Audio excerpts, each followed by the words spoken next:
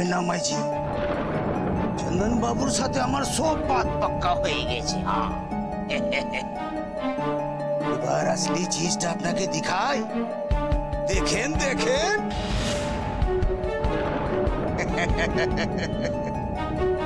डरने की कोई बात नहीं माई जी, ये हमार बड़ा लड़का আছে, তো আপনাদের ভাষায় বড় ছেলে।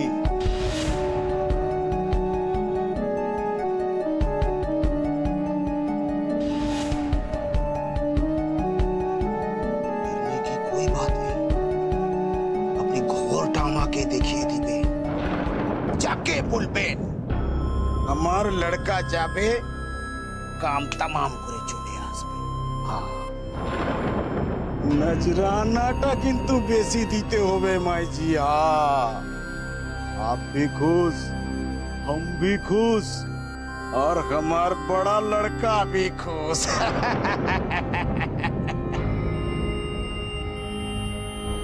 माई जी कोनो डर লাগছে?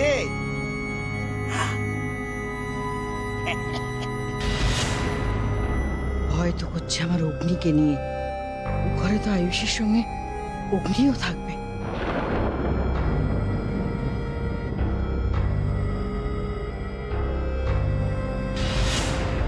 যদি অগ্নির কোনো বিপদ হয়, না না, কি হবে? কি হলো কাকিমণি, হঠাৎ চমকে গেলে কেন? এরকম দৃশ্য দেখলে চমকাবো না? এরকম কি সচরাচর দেখতে পাওয়া যায়?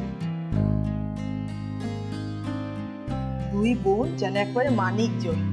আর মেঘলা লুকিয়ে লুকিয়ে দিদির কাছে কি আবদার করা হচ্ছিল শুনি? ওর আবদারের কথা জিজ্ঞেস করো না, ওর আবদার তো শেষই হয় না। তার দিদি ভাইয়ের কাছে আবদার করবে না তো কার কাছে করবে?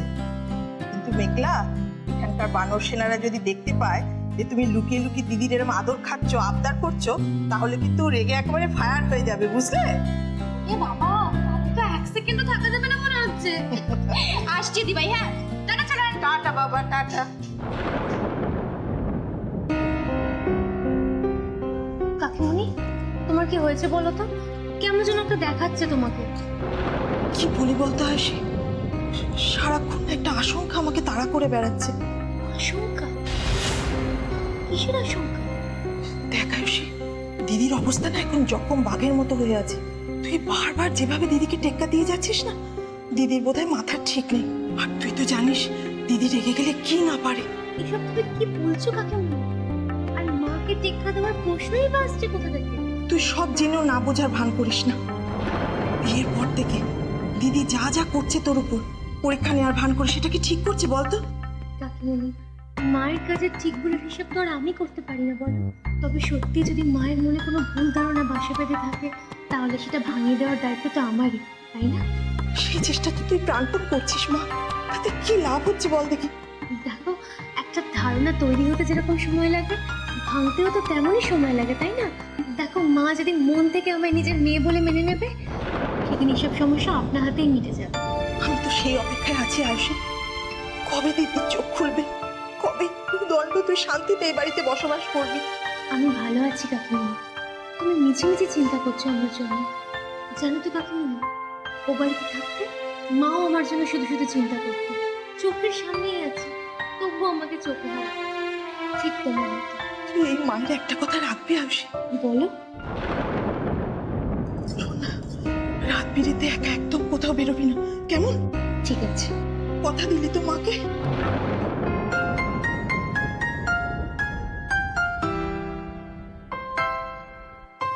ছি ছি ছি ছি দাদা, এ সমস্ত ব্যাপারে অনুমতি নেওয়া না নেওয়ার প্রশ্ন উঠছে কোত্থেকে? আর তাছাড়া আপনার বাড়ি মেয়ে আমার বাড়ি বউ হয়ে আসবে, এ তো আমার পরম সৌভাগ্যের কথা। না না বাদল, আজকালকার দিনে ছেলে মেয়েদের বিয়ের ব্যাপারে তাদের মতামত নেওয়াটা খুব জরুরি। তুমি বরঞ্চ একটা কাজ করো, সময় করে বিনয়ের সঙ্গে একটু ব্যাপারটা নিয়ে আলোচনা করে দিও। আপনি আপনি আমার উপর ভরসা রাখতে পারেন, বিনয় আমার সেরকম ছেলেই নয়। আমি যখন আপনাকে কথা দিয়েছি, সে কথার কোনো নড়চড় হবে না। তাছাড়া মিঠুমাকে তো আমি দেখছি, তাকে অপছন্দ হওয়ার তো কোনো কারণই নেই। যাক, তুমি তাহলে আমাকে কন্যা দায় থেকে মুক্তি দিলে, তাই তো? যে বলেন, আপনাকে দায়মুক্ত করার সাধ্য কি আমার আছে? বরং বরং আমি আপনার কাছে ঋণী হয়ে গেলাম। না না না বাদল, তুমি এখন আবার বেয়াই হতে চলেছো। তার উপরে তুমি আবার পাত্রপক্ষ। এবার থেকে তো তোমার সঙ্গে অনেক খাতির করে কথা বলতে হবে। হ্যাঁ কি যে বলেন দাদা। তবে দাদা, একটা কথা না বললেই নয়। আপনি তো জানেন বিনয়ের মা মারা যাবার পর থেকে সংসার বলতে আমরা দুজন, মানে বাপ বেটা। তাছাড়া বিনয় সারা সপ্তাহ কলকাতাতেই থাকে, ওই শনিবার শনিবার করে গ্রামে ফেরে। তাই মিঠুমা গ্রামের বাড়িতে একা একা এই বুড়োটার সঙ্গে থাকতে পারবে তো? বাদল, দেখো আমার মিঠুমা হচ্ছে একদম জলের মতো, যখন যে পাত্রে রাখবে তেমনই হয়ে যাবে। তাছাড়া আমাদের তো বাড়ি আছেই, কোনো অসুবিধা হবে না। আর সত্যি কথা বলতে কি জানো, দেখো বিনয়কে তো সেই ছোটবেলা থেকেই দেখছি, ও আমার আরেক সন্তান। ওর ওপরে পুরো প্রেসের ভার দিয়ে আমি নিজে কিরকম নিশ্চিন্ত হয়ে বসে আছি। না না, ও নিয়ে তুমি ভেবো না, ওরা আমাদের সঙ্গেই থাকবে। এই তো গিন্নি, আরে তুমি কোথায় ছিলে? তোমাকেই তো দরকার ছিল। শোনো শোনো, আমি বাদলের সঙ্গে না মিঠু আর বিনয়ের বিয়ের ব্যাপারটা পাকা করে ফেলেছি। তোমরা এখন কলকাতায় গিয়ে শুধু ওদের আশীর্বাদের দিনক্ষণ ঠিক করে ফেলবে, ঠিক আছে? কি হচ্ছে তোমার? অন্যমনস্ক দেখাচ্ছে কেন? হ্যাঁ, আপনি কিছু মানে কাউকে খুঁজছেন বউ ঠাকুরন? হ্যাঁ মানে অগ্নি কোথায়?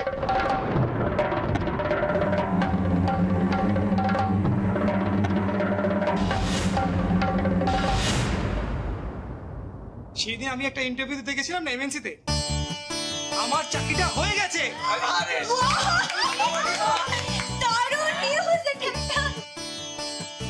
আমি জানতাম তুমি চাকরিটা পাবে, আমি জানতাম। এটা শুধু গুড নিউজ না, এটা গ্রেট নিউজ।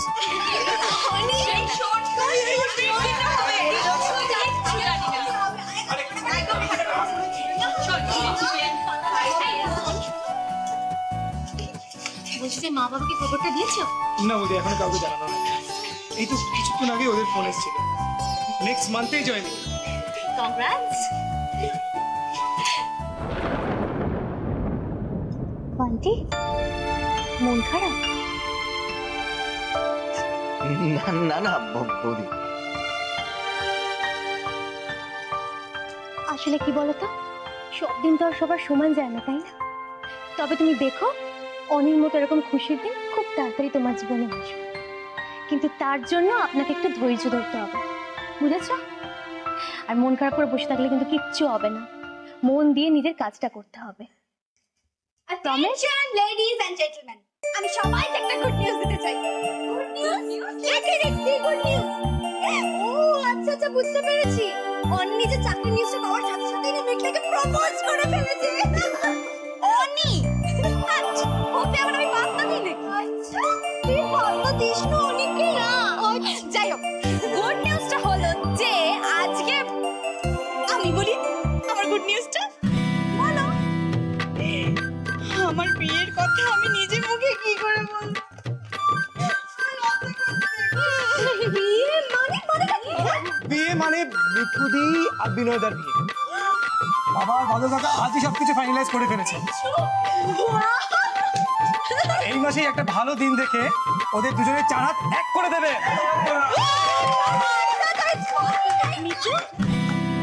আমি বলেছিলাম না রাজপুত্র নিজে এসে তোমার গলায় মালা পরাবে। এখন তুমি খুশি তো? আমি খুশি বৌদি, আমি ভীষণ খুশি।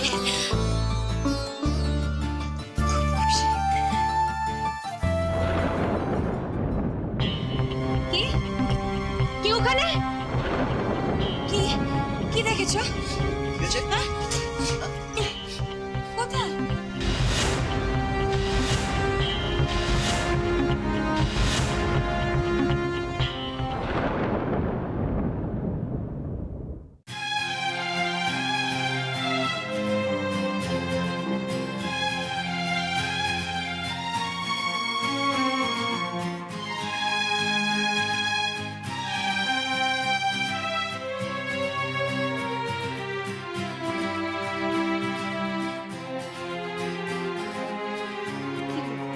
তখন থেকে থালায় হাত দিয়ে বসে আছো, এক ফোঁটাও তো ভাত খেলে না। আমার হয়েছে যত জ্বালা। এদিকে তোমার দাদাকে নিয়ে চিন্তা, আর ওইদিকে বাচ্চাগুলো কি করছে কে জানে, বাধা করে ছাড়া পেয়েছে, কাউকে কি মানে? আচ্ছা রেগে যাচ্ছ কেন বলো? ভালোই তো হয়েছে, কদিনের জন্য ছেলে মেয়েগুলো কোথাও একটু ঘুরতে যেতে পেরেছে। আর তো স্কুল কলেজ ছাড়া ওরা দুদিনের জন্য কোথাও যায় না। যাই বলো অপর্ণাদি, এসব কিন্তু সম্ভব হয়েছে আয়ুষের জন্য। একেবারে ভাই বোন অন্ত প্রাণ, যেখানে যাবে দলবলকে সাথে করে নিয়ে যাবে। আমাদের একটা দল ছিল ছিল কি আছে?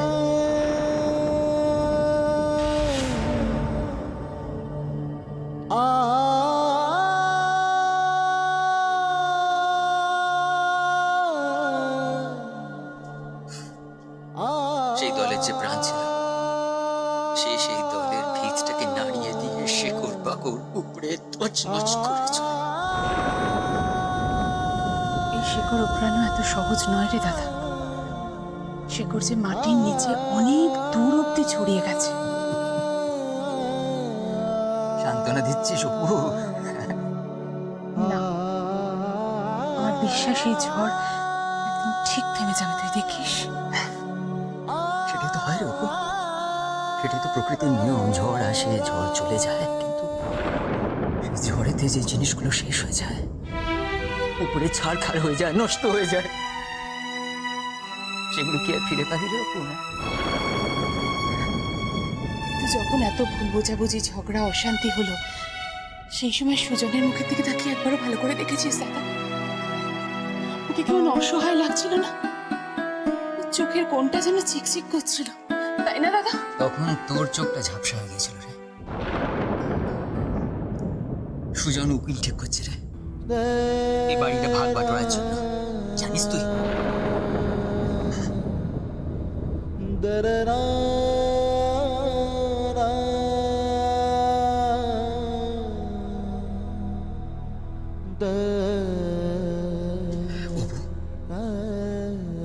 ওই বাড়ি ভাগ হওয়া পর্যন্ত তুই কটা দিন আমার কাছে থাকবি রে? আমার এই ভাঙনটা একা সহ্য হবে না রে।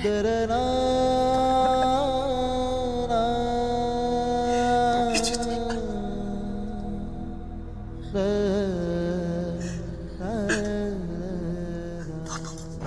জানিস আমার আজকাল কিসব হয় জানিস? আমার চোখে ঝাপসা দেখি, বুকের ভেতরটা যেন ফেটে যায় রে, ফেটে যায়। নিজেকে একটু শক্ত কর দাদা। দাদা তুই যদি এরম করিস তাহলে কাকা কাকিমাকে কে সামলাবে?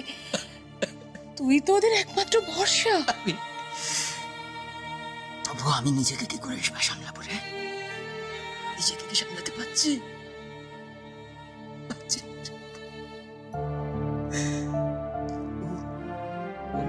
ওরা না আমার সব নিয়ে নিক রে, আমার সব নিয়ে নিক, আবার কিচ্ছু চাই না।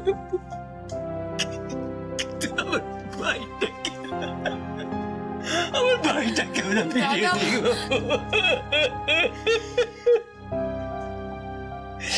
আমার ভাইটাকে ওরা ফিরিয়ে দিক।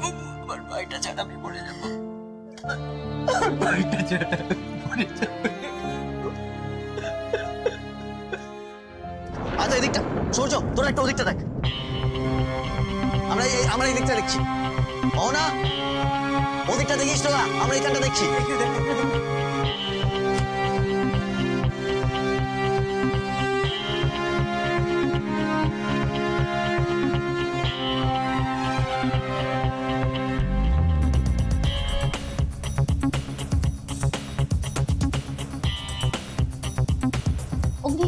আমি ঠিক দেখেছি, বিশ্বাস করো, ওখানে একটা অদ্ভুত দেখতে লোক দাঁড়িয়ে ছিল, আর লোকটা আমাকে দেখেই পালিয়ে গেল।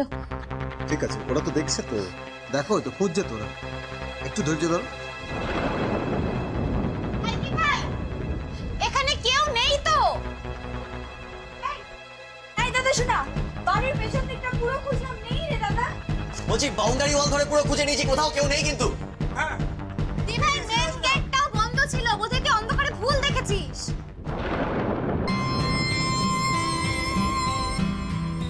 ওটা যে মানুষ নয় এটা সে, তবে ভূত হলেও কিন্তু হতে পারে। তোমায় দেখার পর লোভ সামলাতে পারি, তাই মনে হয় তোমায় দেখতে চলে এসেছে জানো। সবসময় খালি মজা করে। সবাই যতই হাসুক, যতই মজা করে উড়িয়ে দিক, আমার কেন জানি না মন বলছে এখানে নিশ্চয়ই কেউ একজন ছিল।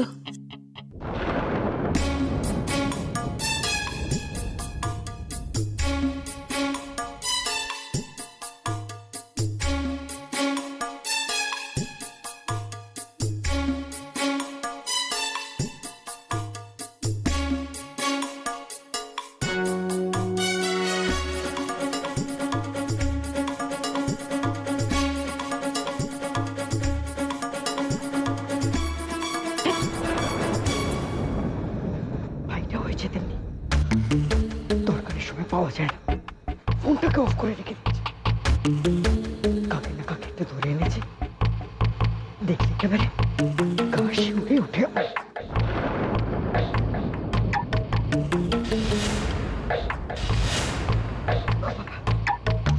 নিজে তো এলো না, উল্টে আমাকে একটা গান করে ভাসিয়ে দিয়ে গেল। কি জানি বাবা, আবার কিতে বিপরীত হয়ে যায়।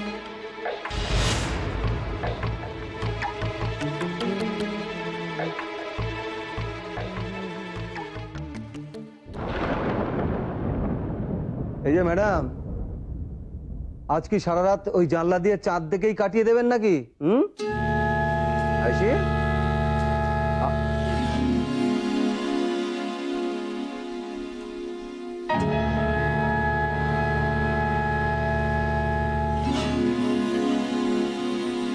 আইসি কি আছে? এই এরকম অন্যমনস্ক লাগছে কেন? আচ্ছা কি ভাবছো বলো তো সব? আমার বারবার কেন যেন মনে হচ্ছে আমি জানলার ধারে সত্যি কাউকে একটা দেখেছি, আর এই লোকটা আমাকে দেখেই পালিয়ে গেছে জানো।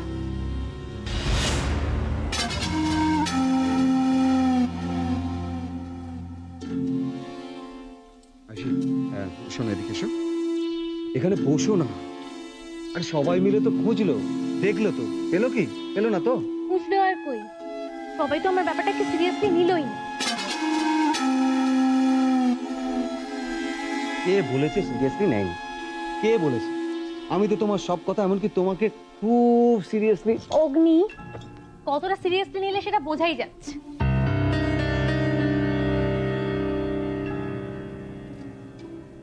শোনো আইসি, এই ভয় ব্যাপারটা না খুব ছোঁয়াছে বুঝলে। তখন যদি তোমার কথায়, কেন তোমার কথায় যদি আমি হেসে উড়িয়ে না দিতাম, তাহলে ওই বানর সেনারা যারা নিজেদেরকে খুব সাহসী বলে মনে করে বুঝলে, তারা ওই তোমার ওই ছায়া মানুষের কথা ভেবে ভেবে সারা রাত জেগে কাটাতো।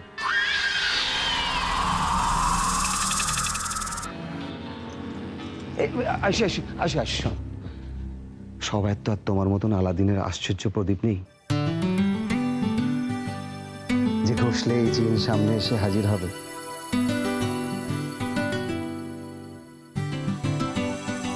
ওদের কথা একটু ভাবো।